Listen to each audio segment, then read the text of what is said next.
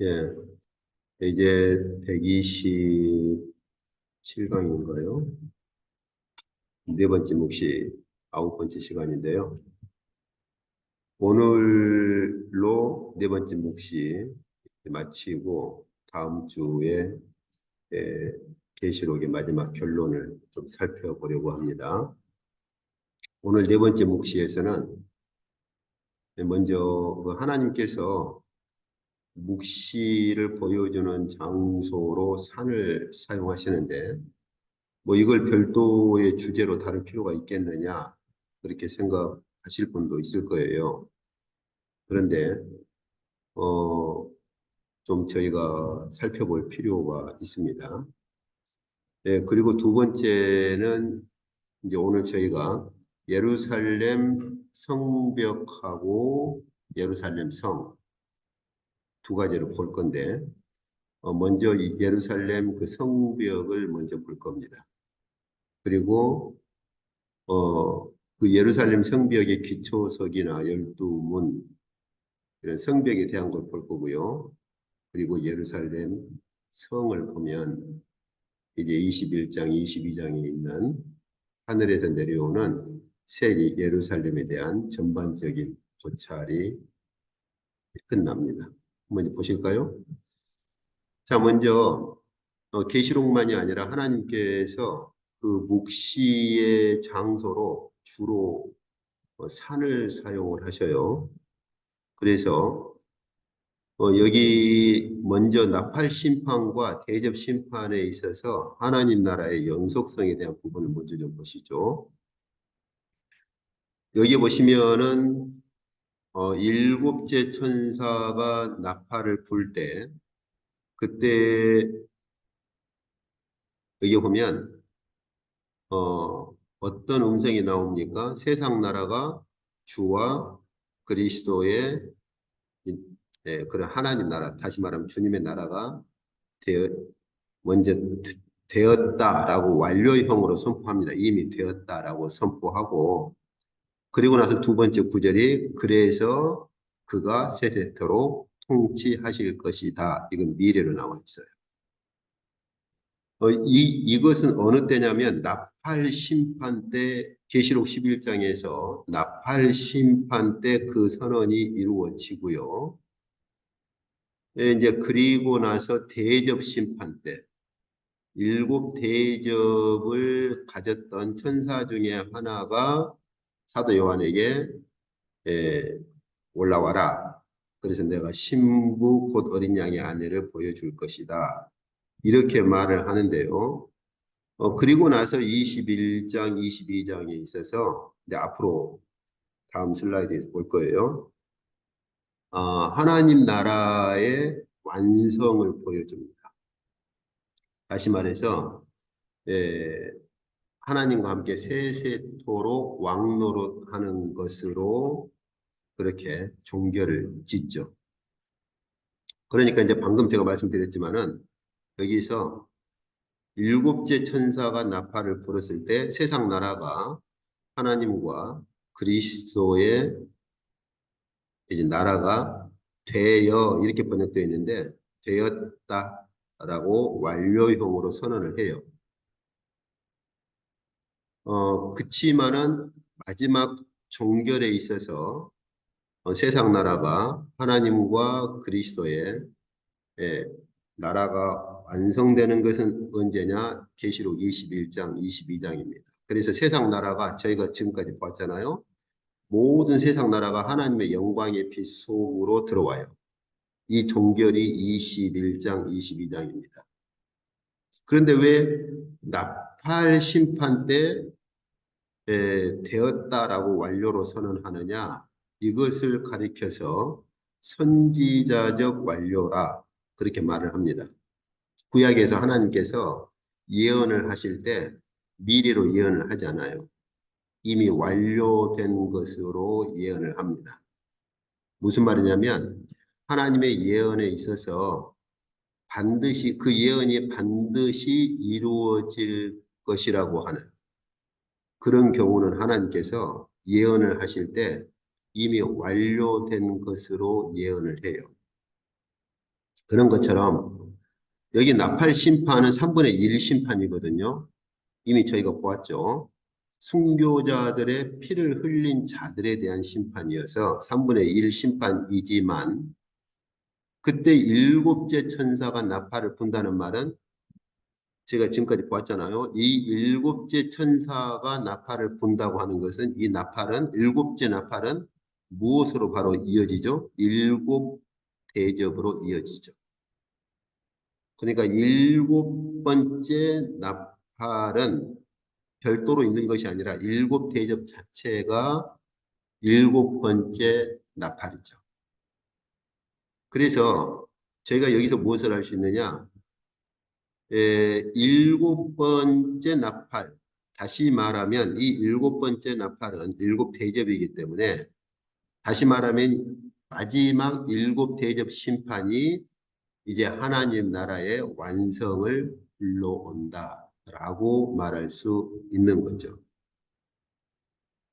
그리고서는 마지막 우리는 일곱 대접을 가진 천사의 역할을 일곱 대접 심판이 끝났을 때 이제 일곱 대접 역할, 일곱 대접을 가진 천사의 역할이 끝났구나라고 생각을 하는데 그렇지가 않고 21장, 22장에서 하늘의 거룩한 성 예루살렘이 오는 것을 그 내려오는 하나님의 묵시를 전달하는 천사가 누구냐? 일곱 대접 심판을 가졌던 천사 중에 하나예요. 그렇다면 우리가 어떻게 말할 수 있어요? 일곱 대접 심판을 가졌던 천사들의 역할은 일곱 대접 마지막 심판, 바벨론 심판에서 끝나는 것이 아니고 계시록 21장, 22장에서 마지막 하늘에서 내려오는 거룩한 성 새 예루살렘을 보여주는 것으로 거기까지 그 역할이 진행된다라고 말할 수 있어요. 이건 이미 우리가 앞에 살펴본 거죠. 그래서 그 마지막 21장, 22장에서 하늘의 거룩한 성 예루살렘의 모습 중에 하나가 뭐냐?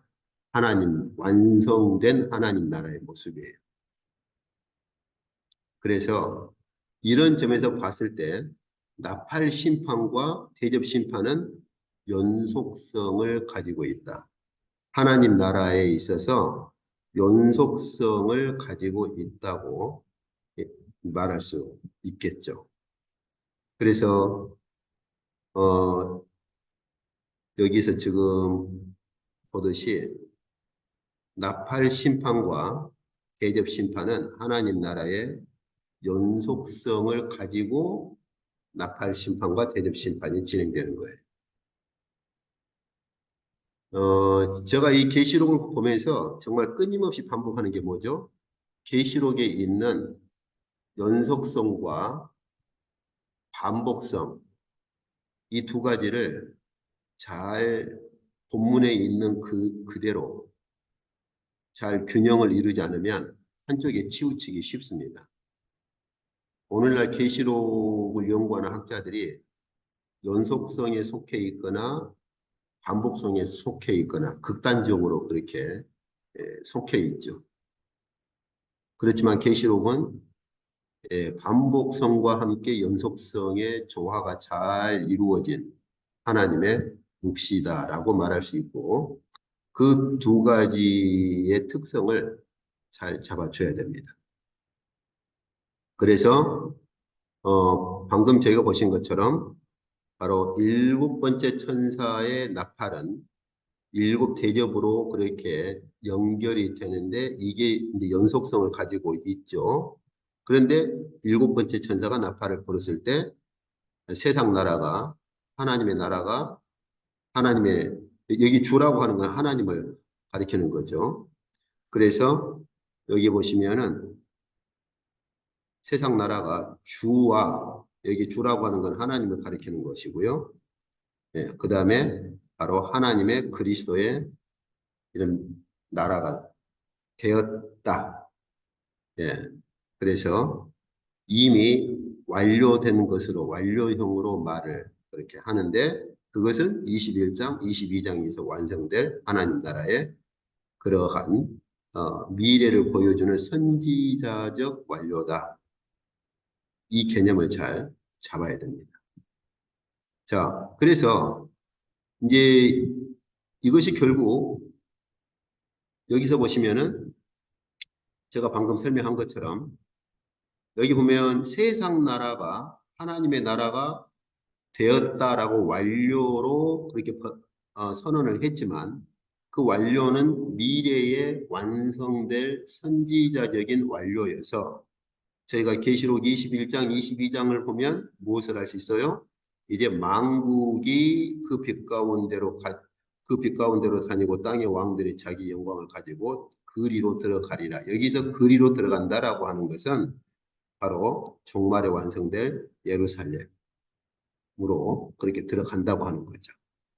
역시 다시 이제 반복을 하죠. 만국의 영광과 존귀를 가지고 역시 그리로 즉 하늘에서 내려오는 거룩한 성 예루살렘으로 들어간다. 그리고 나면 마지막 종말에 뭐가 완성됩니까? 주 하나님이 그들에게 비치시고 주 하나님과 함께 구속받은 자들이 세세토록 왕노릇할 것이다. 이게 하나님 나라의 완성이고 이 선지자적 완료의 완성이죠. 여기 선지자적 완료의 완성입니다. 21장, 22장에. 그렇기 때문에 저희가 하나님 나라를 말할 때 하늘의 거룩한 성 예루살렘하고 분리해서 말할 수가 없어요. 하나님 나라를 우리가 보통 이미와 아직 그런 공식을 가지고 보고 있죠. 오스카 풀만이 우리나라 말로 번역된 게 시간과 그리스도인데 거기에서 최초로 그 오스카 풀만이 그 하나님 나라의 이중성, 이미와 아직이라고 하는 걸 그렇게 발표를 해서 그렇게 알려졌는데 여기서 하나님 나라의 그 완성, 즉 이미 시작됐지만 종말에 완성된다라고 말할 때 계시록에서는 그 종말의 완성을 어떻게 말하느냐? 바로 하늘의 거룩한 성 새 예루살렘이 내려올 때 모든 만국이 그 거룩한 성 새 예루살렘의 빛 가운데로 들어가서 다닙니다. 여기 21장 이건 여기 해나 달의 비침이 쓸데없고 하나님의 영광이 비치고 어린 양이 그 빛을 비추신다. 하나님의 영광의 빛을 비추시는 빛이 되신다. 등불 정도가 아니라고 그랬죠? 하나님의 영광을 비추는 빛이 되신다. 이 거룩한 성세 예루살렘 안에서 비치는 하나님의 영광의 빛 가운데로 만국이 결국은 들어와서 이 하나님의 나라로 그렇게 편입이 되는 거죠. 그 선언을 11장에서 이미 했어요. 세상 나라가 하나님 나라가 되었다. 바로 그 선언의 완성이 21장, 22장에서 이루어지는 겁니다. 그래서 모든 만국의 영광과 존귀가 바로 거룩한 성세 예루살렘으로 들어가는 것이죠. 그래서 세상 나라가 하나님 나라가 되었다라고 하는 것이 단순히 오늘날만 그렇다 그렇게 생각하면 안 되고 종말의 예루살렘에서 이렇게 완성된다는 것이죠. 이런 점에 있어서 나팔과 대접 심판은 하나님 나라의 연속성을 보여주고 21장, 22장은 그 완성을 보여주는 하나님께서 하나님의 묵시를 이렇게 진행하고 계시는 거죠. 이런 계시록의 특성을 저희가 안 놓치고 잘 살펴보면서 계시록을 읽어보셔야 됩니다. 자, 그러면 이제 그 다음에 산에 대한 문제를 살펴볼 거예요. 저희가 첫 번째 슬라이드의 주제, 타이틀이 산에 대한 것이었죠. 여기 일곱 대접을 가진 천사 중에 하나가 올라오너라. 그러면서 성령으로 사도 요한을 데리고 여기 보시면은 크고 높은 산으로 올라갔다. 그렇죠? 그래서 그 일곱 대접을 가졌던 그 천사 중에 하나가 사도 요한을 데리고 높은 산으로 올라가는 걸 볼 수 있는데 이것은 단순히 계시록만 그러느냐? 꼭 그렇진 않아요. 여기 이 하나님께서 창세기로부터서 하나님의 어떤 계시를 나타내시는 장소로 산을 사용하시는 것을 볼 수 있어요.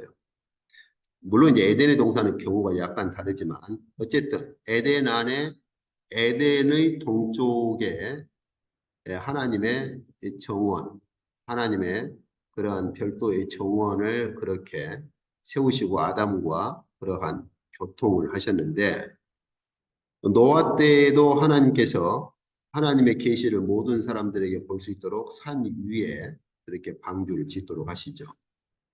그리고 출애굽 때도 하나님께서 신의 산에 강림을 하시고 다음 슬라이드에서 보겠지만 모세를 그 산으로 올라오도록 하셔서 그 산에서 하나님의 어전이 펼쳐져 있는 걸 보이시고 그 산에서 계명들을 주시고 심지어 이 땅에 지을 성소의 모형까지도 그렇게 보여주시죠.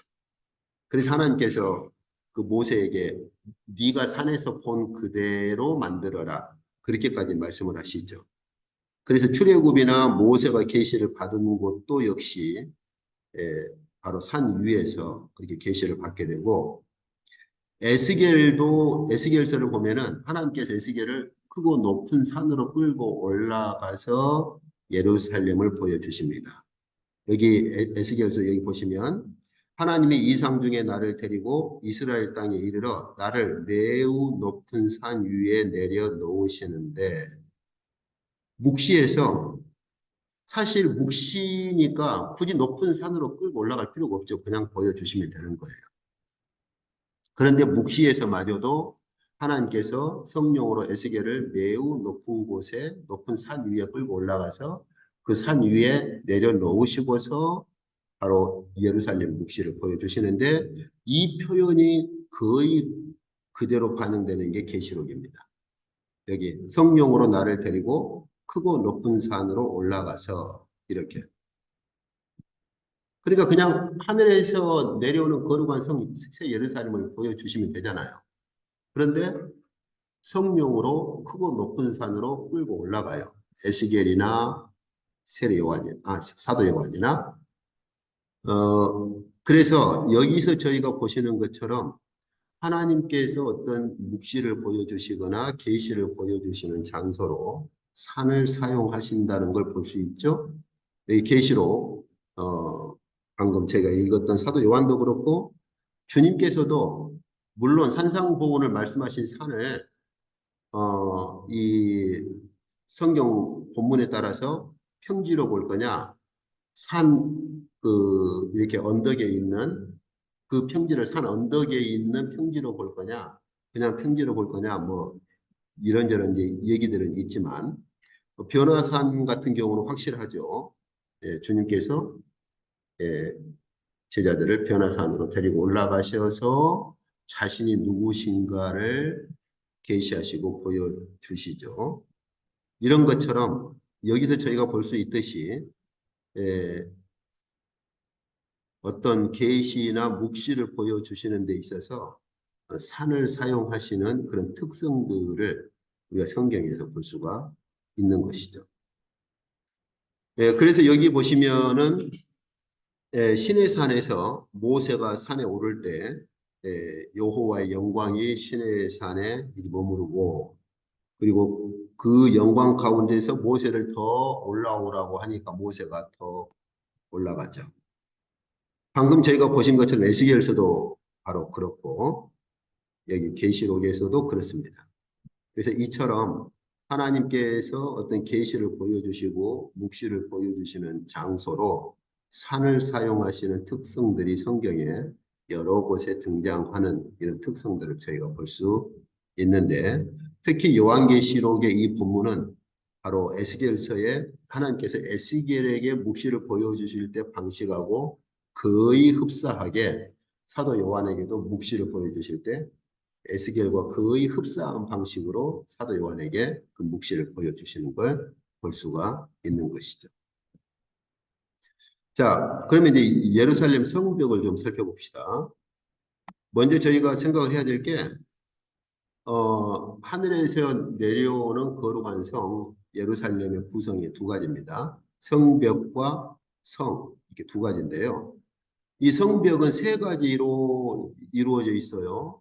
하나는 성벽을 받치고 있는 기초석, 그 다음에 그 기초석 위에 세워진 성벽, 그리고 성벽 안에 있는 열두 문, 이렇게 세 가지로 그렇게 구성되어 있습니다.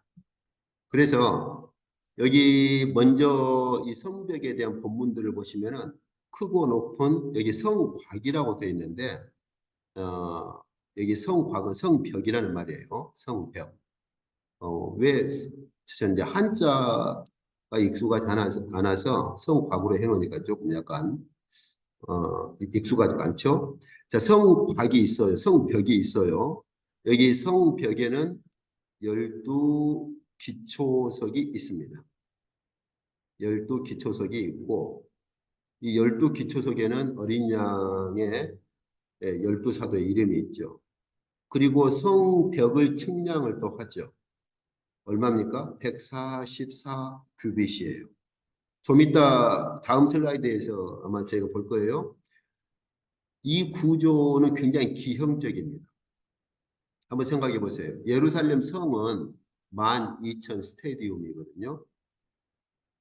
넓이, 높이, 깊이가 정사각형, 주사위와 같은 정사각형인데 12,000 스테디움인데 성벽은 144 규빗밖에 안 돼요.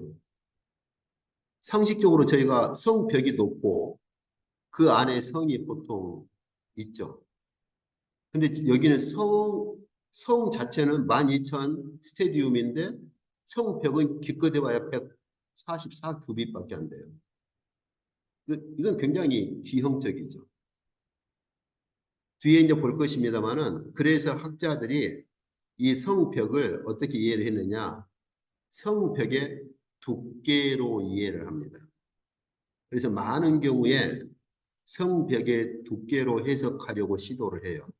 왜냐하면 성벽으로 보니까는 말이 안 되거든요. 그런데 저희는 이것을 묵시에서 보여주시는 상징적 특성이라고 하는 걸 저희는 간과하면 안 돼요. 실제적인 성을 보여주려고 하시는 것이 아니고 만약에 이렇게 성이 12,000 스테디움인데 성벽은 144규빗이다. 어떻게 이런 성이 있을 수 있냐? 그러니까 이걸 성벽의 두께로 보자. 이걸 만약 말이 안 되니까 이 성벽의 두께로 해석을 하자. 이런 시도를 처음에 두 학자가 했는데, 그리고 나서 그 후로 다들 그 해석을 따라요. 만약에 그렇다면 묵시에서 나타난 모든 상징적인 것은 말이 안 되는 것들은 다 수정을 해야 하는 거죠.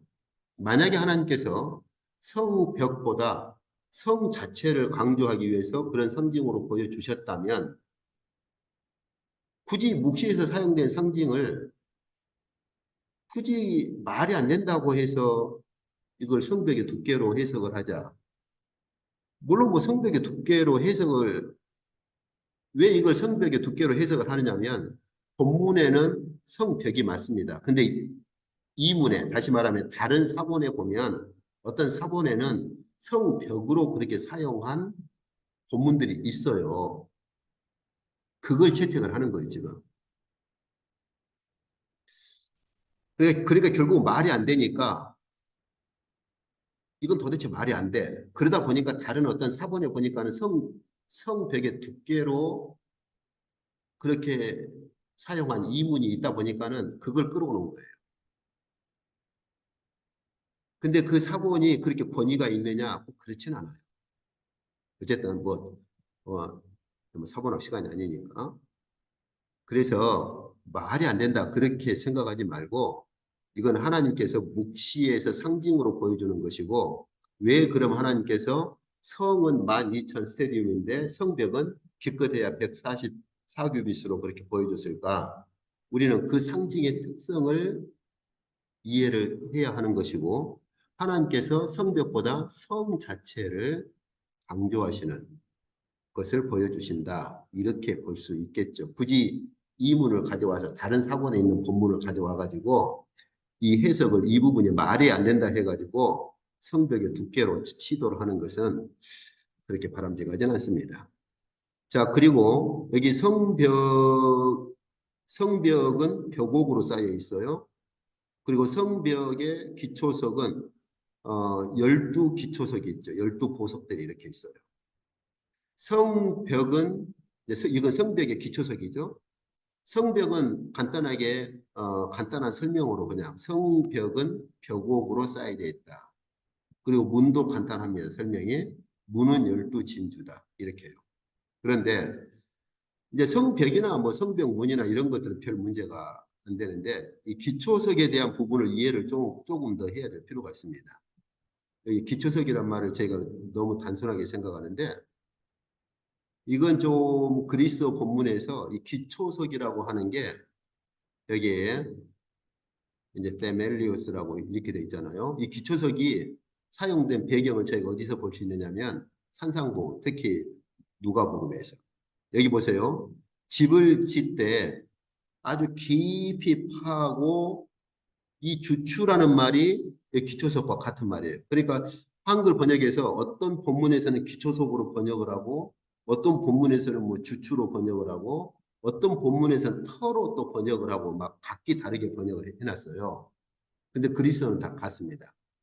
자, 집을 짓 때 아주 깊이 파고서 이 기초석을 반석 위에 놓은 사람과 같다. 한번 우리가 생각해 봅시다. 집을 지을 때 땅을 아주 깊이 팠어요. 그리고 깊이 파서 보니까 그 밑에가 반석이 있는 땅이에요. 거기에다가 기초석을 놓았다는 거죠.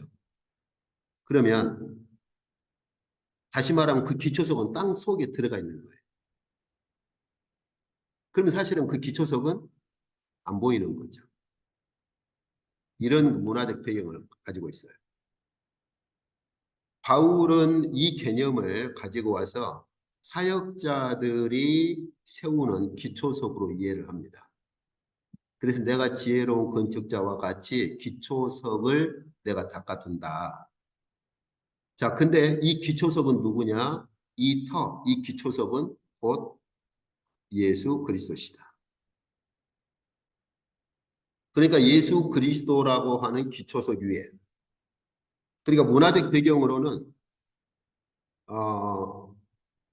이 기초석은 밖으로 안 드러나 있어요. 땅을 깊이 파고 거기에 기초석을 놓은 다음에 그 위에 이제 건축을 하기 때문에 기초석은 안 보이는 거죠. 이런 복음 사역에 있어서 이런 기초석의 역할을 하시는 분이 누구냐?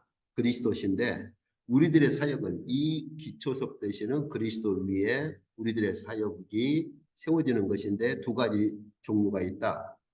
금이나 은이나 보석, 나무나 풀이나 집. 그래서 나무나 풀이나 집 같은 불순물이 섞인 걸로 세워진 건물은 마지막 하나님께서 불로 테스트할 때 다 불타버린다. 그러나 금이나 은이나 보석처럼 예수 그리스도라고 하는 기초석 위에 세워진 수고의 그 건축은 그것은 불로 테스트해도 남아있다.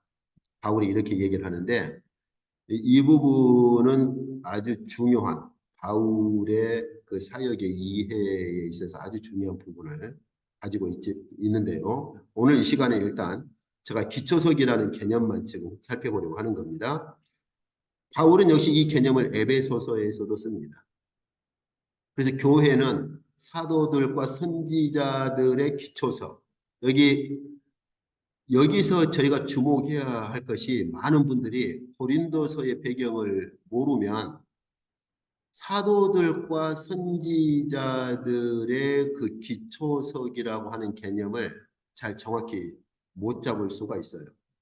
그러니까 사도들과 선지자들을 교회의 기초석으로 말을 하는데 이 사도들과 선지자들이 기초석이 된다라고 할 때 그 사도들과 선지자들이 기초석이 되는 그 근거가 누구냐? 바울은 고린도 교회에는 바로 그리스도시다.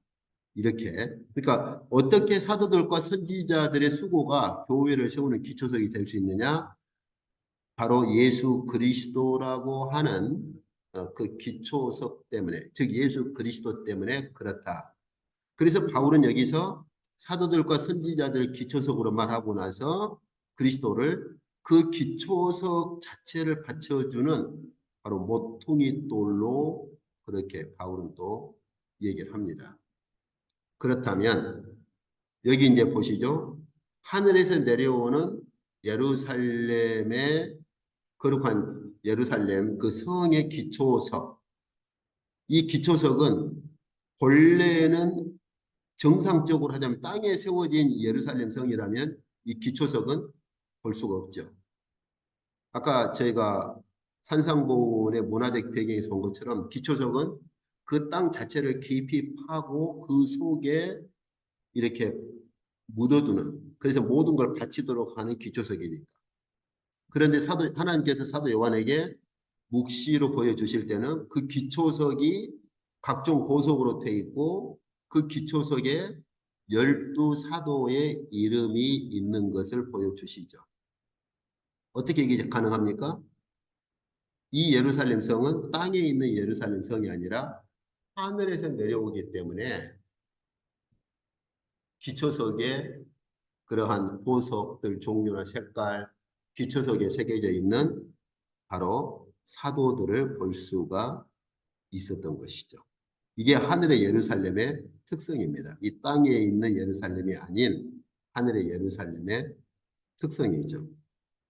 그래서 저희가 이 그림을 제가 하나 가져왔는데 이 아랫부분이 있죠. 이게 원래는 흙으로 흙 속에 들어가는 거예요. 이 기초석이. 원래 예루살렘 지금 성벽은 그림이 이걸 지금 성벽으로 지금 보는 것 같아요. 예, 그리고 성은 정사각형인데 성벽을 높게 그렸죠. 어쨌든 그게 중요한 것이 아니고 이 기초석들은 원래 땅 속에 묻히는 거예요. 그래서 기초석은 안 보이는 거죠. 그런데 하늘에서 내려오는 예루살렘 성은 땅에 묻히지 않기 때문에 바로 기초석의 보석들 종류나 기초석에 12사도의 이름이 있다고 하는 것을 묵시로 볼 수 있도록 해 주시는 거죠. 그래서 이건 저희가 앞 시간에 본 거죠. 그래서 이 이사야서에 있는 예언들이 계시록에 어떻게 그대로 그렇게 완성되었는가 할 때 그때 바로 방금 저희가 보신 것처럼 하늘에서 내려오는 거룩한 성 새 예루살렘은 하나님께서 이미 예언하셨던 이사야 선지자에게 예언하셨던 그 예언의 완성인 거죠. 앞 시간에 제가 보았습니다. 그 다음에는 성벽에는 12문이 있죠. 예, 그래서 크고 높은 성벽이 있고, 그쵸? 예, 성벽이 있고, 거기에 12문이 있습니다. 그리고 그 12문에는 사도들이 아니라 이스라엘 자손 12지파의 이름이 있습니다.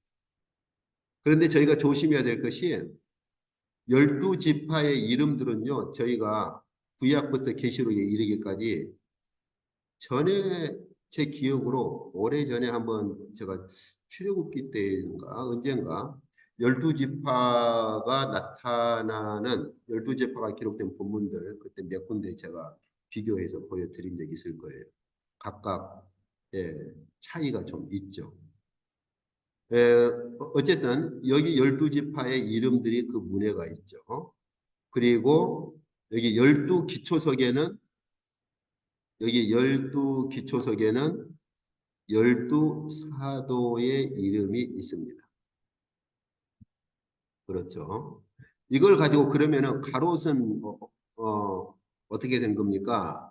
뭐 이런 질문을 하실 필요는 없는 게 여기서 지금 사도 요한은 12지파의 이름들을 언급하지만 12사도의 이름은 언급 안 하는 게 12사도라고 하는 상징적인, 그러니까 사도를 뭐 없는데 상징적으로 만들었다 그런 상징이 아니고 12사도라고 하는 개념을 전달하는 거지 이름을 구체적으로 전달하지는 않습니다. 자, 그래서 여기에서 보시면 에,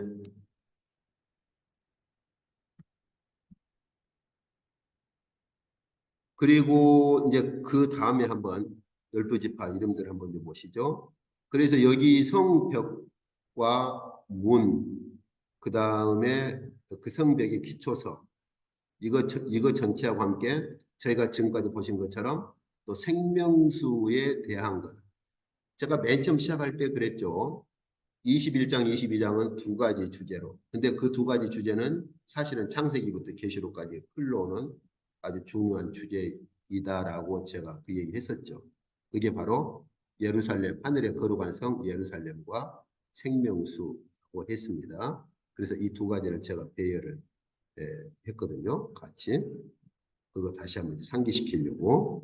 자, 그러면 한번 이 지파적인 문제로 한번 좀 들어가 보시죠.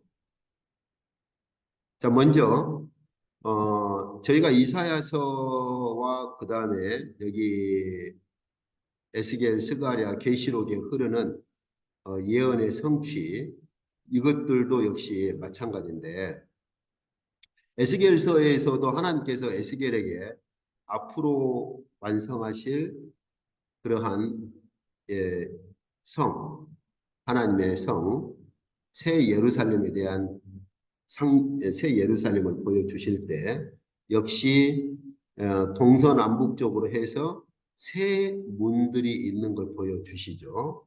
그래서 뭐 루벤, 유다, 레위 이렇게요. 한 성벽당 새 문이 있는 것을 미리 에스겔에게 상징적으로 보여주셨고 이건 그 당시 예루살렘 성으로는 상당히 익숙치 않는 새로운 그 성의 모습이죠. 그렇죠. 예. 바로 이 묵시가 완성된 게 바로 계시록이죠. 그래서 역시 동쪽에 세 문, 북쪽에 문이 세 개, 남쪽, 서쪽, 동서남북에 문이 세 개씩 있는 것이 에스겔에게 보여주신 그 묵시로 보여주셔서 약속하신 것이 계시록에서 이제 완성되죠. 그리고 스가랴서에서는 하나님께서 바로 그 새로 완성될 성에는 하나님의 영광이 가득 찰 것으로. 근데 성만 그렇습니까? 방금 저희가 방금 전 슬라이드에서 본 것처럼 역시 성만이 아니라 생명수에 대한 것도 그렇습니다. 그래서 에스겔 뭐 이건 저희가 이미 보았죠. 에스겔에게 보여주실 때 동서남북의 문이 세 개씩 있는 아주 독특한 그러한 새로운 예루살렘 성을 보여주신 다음에 그 성에서부터 물이 흘러나오는 것을. 근데 그 물이 어떤 역할을 합니까? 여기 보시면은 그 물이 성소를 통하여 나오고, 그렇죠? 그리고 그 물이 먹을 만하고 소생시키는 거죠. 예. 그런 것처럼 계시록에서도 동서남북에 세 문이 있고 그 성에서 흘러나오는 생명수가 있어서 그 열매를 맺고 그 잎사귀들은 만국을 치료하는 역할을 한다. 이렇게요. 그래서 이런 상징적인 모습으로 보여주시죠.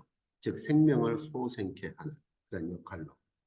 스가랴에서도 마찬가지입니다. 스가랴에서도 하나님의 그 성에서 영광이 가득 찰 것이고 그날에 생수가 예루살렘에서 솟아날 것이다.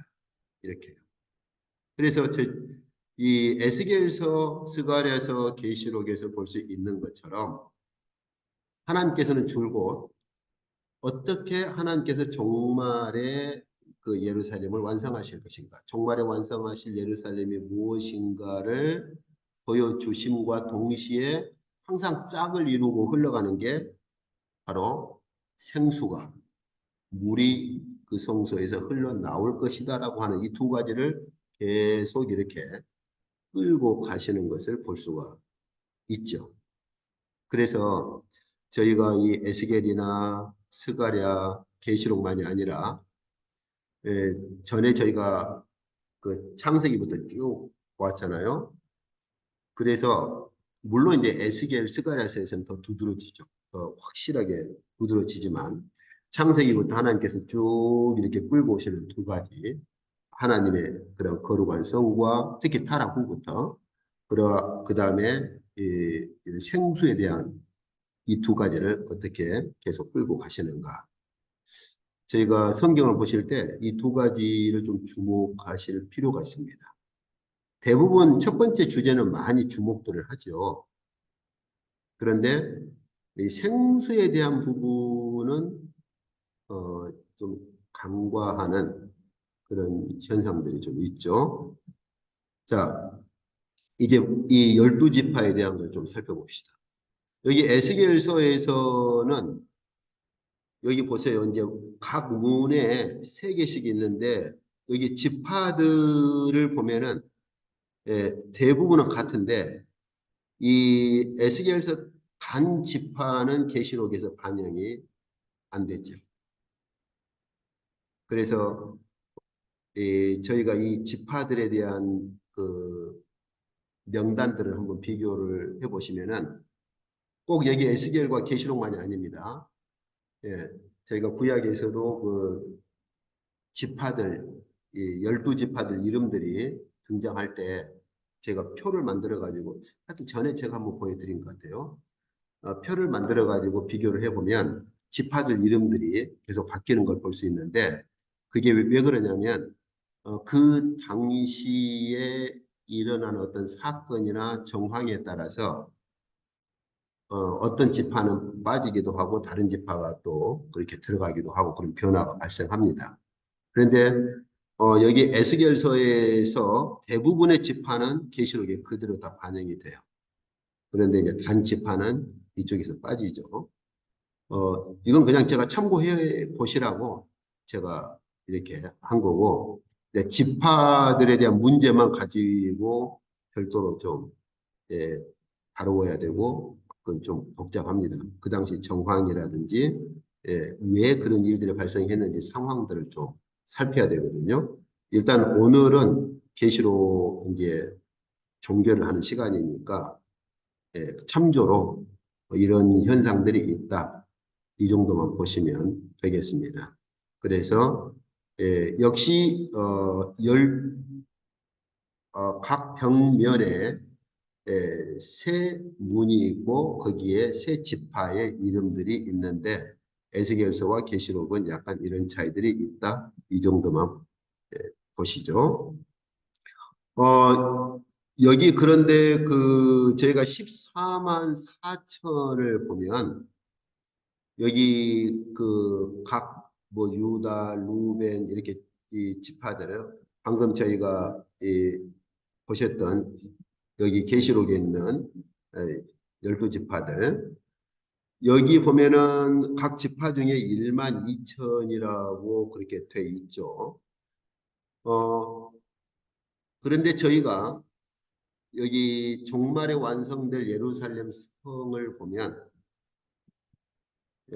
넓이나 높이나 깊이 이게 다 12,000 스타디온이죠. 그러니까 이제 저희가 한번 생각해 보시죠. 한 성 벽면에 세 문이 있고 세 문에는 각각 12지파의 이름들이 있는데 거기에는 각각 12,000명씩 모여 있는 거예요. 12,000명씩. 바로 12,000명씩 모여 있는 그 성이 넓이나 높이나 깊이가 12,000 스타디온이다. 이렇게 되어 있는 거예요. 그러니까 여기서 왜 예루살렘 성이 12,000 스타디온이냐? 그것은 바로 12지파, 부속받은 12지파가 반영된 크기라고 그렇게 보시면 됩니다. 그렇게. 그래서 상징적으로 12,000 스타디온이라고 그렇게 하는 거죠. 네, 그리고 방금 여기 성벽이 있고 성벽 문들 위에는 여기는 성벽의 12문, 아까 이건 제가 본 거죠. 네, 그래서 저희가 이 계시록에서 두 가지를 꼭 구분을 해야 돼요.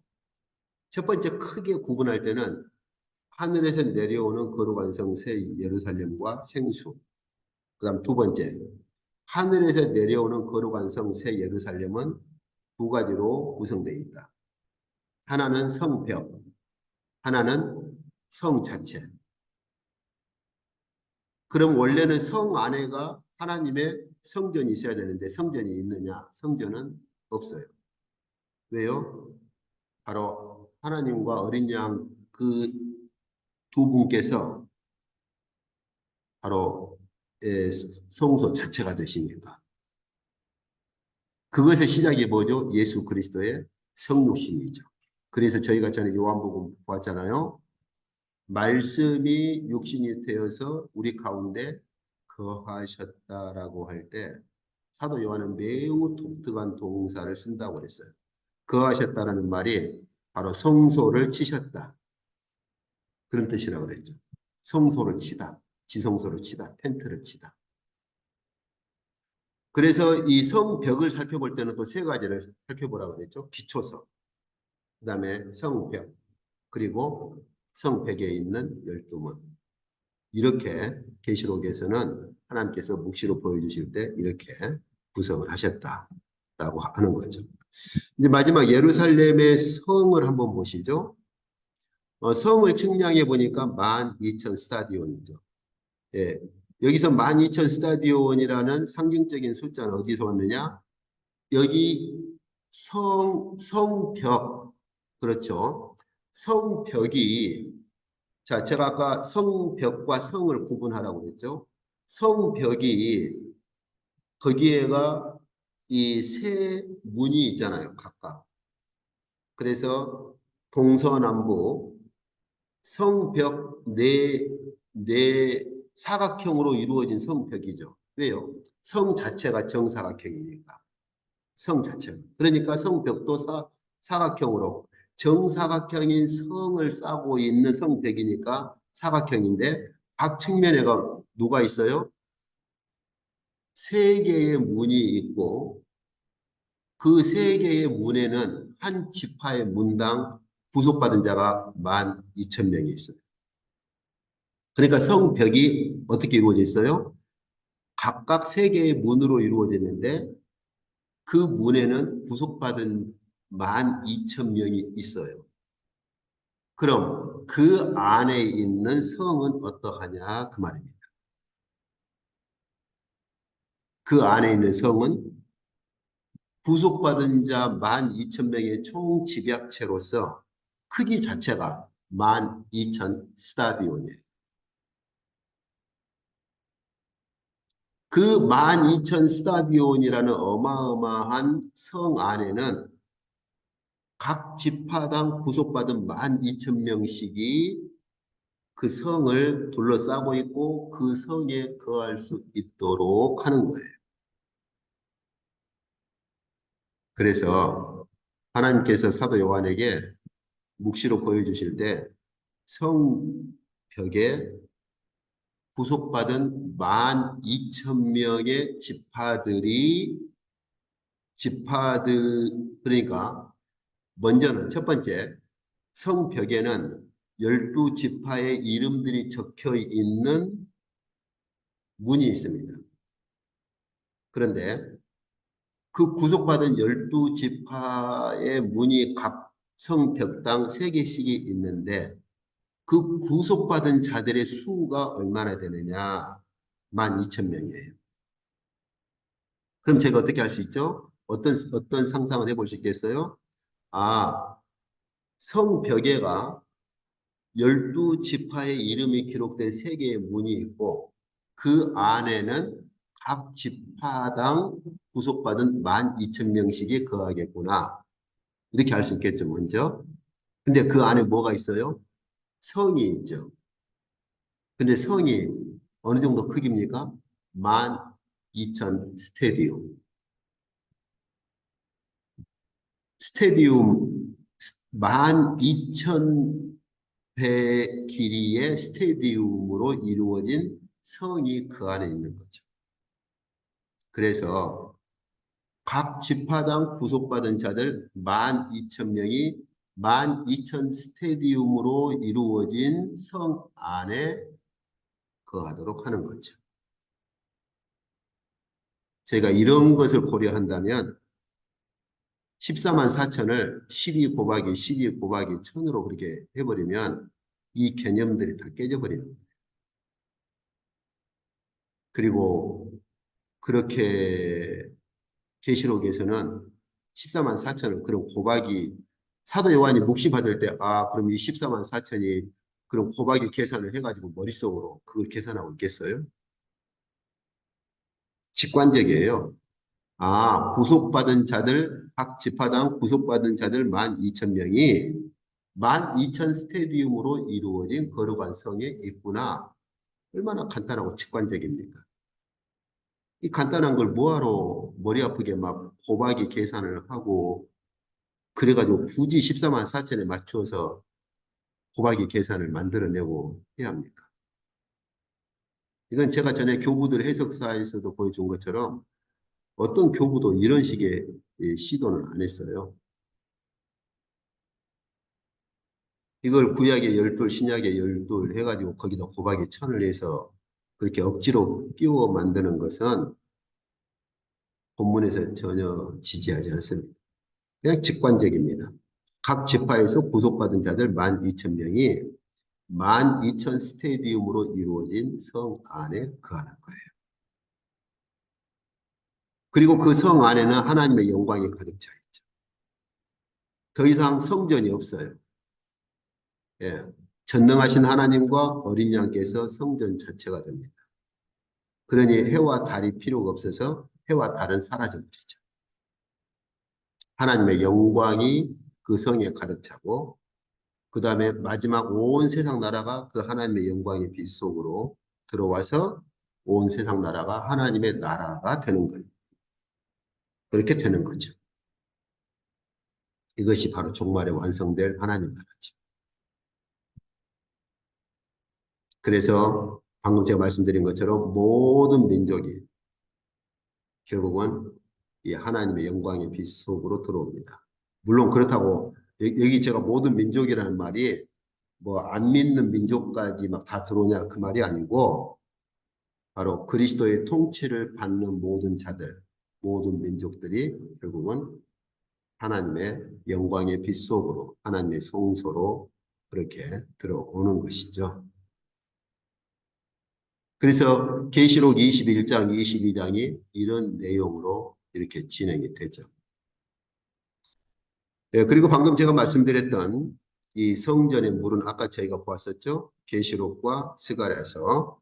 이제 이게 바로 계시록에서 이제 완성이 되는 것이죠.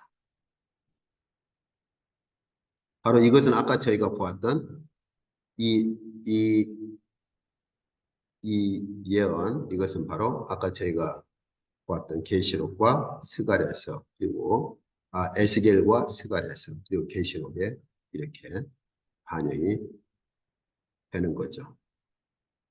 아까 저희가 본 거죠. 예.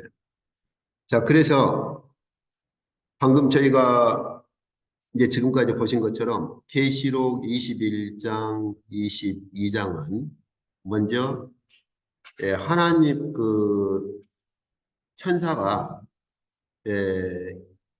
그 일곱 번째 나팔을 가진 천사가 선언한 드디어 하나님 나라가 되었도다 라고 하는 선지자적 완료를 가지고 선언했던 바로 그 선언이 계시록 21장, 22장에서 완성되어서 그 하나님의 영광의 빛 속으로 모든 민족이 구속받은 모든 민족이 그렇게 들어와서 결국은 세상 나라가 하나님 나라가 되죠.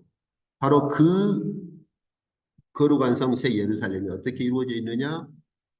바로 거룩한 성 예루살렘과 생수로 이루어져 있다. 근데 그 거룩한 성 예루살렘은 또 어떻게 이루어져 있느냐? 성벽과 성 이렇게 두 가지로 이루어져 있다. 근데 성벽은 밑에 우리가 보통 기초서 아까 제가 본 것처럼 누가복음과 이런 바울의 그런 본문에서는 한국 본문에서 각각 다르게 막 번역을 했잖아요. 근데 기초석 개념이라고 그랬죠. 그래서 기초석 개념이 어떤 것인가 하는 것도 저희가 살펴보았었죠. 그리고 성벽이 있고 성벽에 세 문들이 있다. 이렇게 이루어져 있는 것이죠. 그리고 제가 아까 지적했지만 조심할 것은 여기 성벽의 크기가 말이 안 된다 해가지고 사본상의 이문을 가져와 가지고 그것을 성벽의 두께로 해석하려는 시도는 저는 그닥 그렇게 바람직하다고 보지 않습니다. 그것은 본문에서 말하는 것이 아니라 말이 안 되고 이해가 안 되기 때문에 사실은 다른 사본에 있는 이문을 끌어와서 합리적으로 만든 건데 뭐 막 이것까지 또 사본하고 들어가면 또막 말이 이제 옆길로 또 빠지는데 그 이문에서 가져온 그 사본 성벽의 두께로 그러니까 그 당시에도 좀 본문이 이해가 안 됐던 거죠. 그러다 보니까 어떤 사본에는 성벽의 두께로 시도를 한 거예요. 근데 그게 그만큼 그렇게 권위가 있는 사본이냐? 그렇지는 않습니다. 그래서 오히려 저희는 하나님께서는 성벽보다 성을 더 강조하셨다.